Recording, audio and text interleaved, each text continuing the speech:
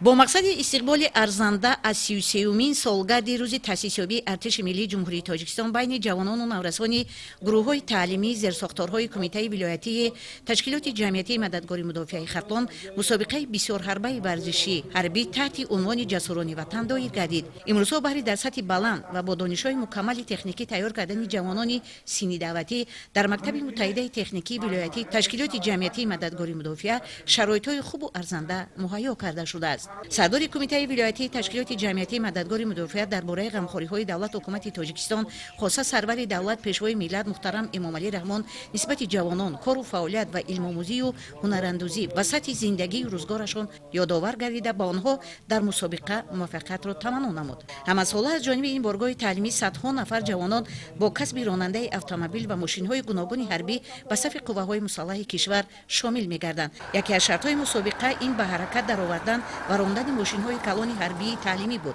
هدف تشکیلات مذکور که سازمان وطنپرستی است، تربیت نسل جوان در روحیه خویشتن‌شناسی، ارزش گذاشتن ارزش‌های عمومی ملی و صداقت به وطن میباشد.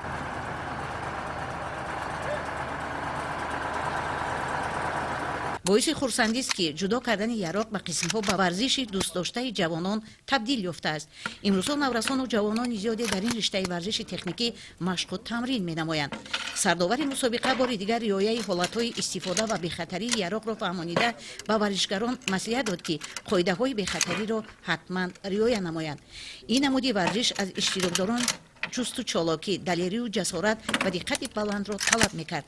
در نمود ورزش بندکشی و وزنبرداری نیز دسته‌ها اشتراکی فعالانه کرده مهارت بلندی ورزشی نشان میدادند.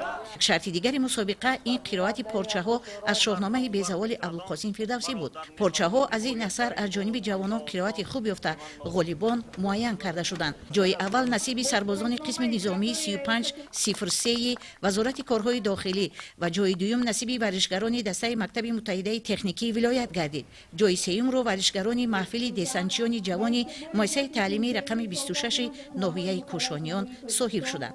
به غالبان و اشتراکچیان مسابقه افتخارنامه، جام و تحفه‌های خاطروی کمیته ولایتی تشکیلات جمعیتی مددگاری مدافع تقدیم کرده شد. حسن‌زاده گلیزار، امامعلی شریف، نمازعلی ارگش، اخبار شهری باختر.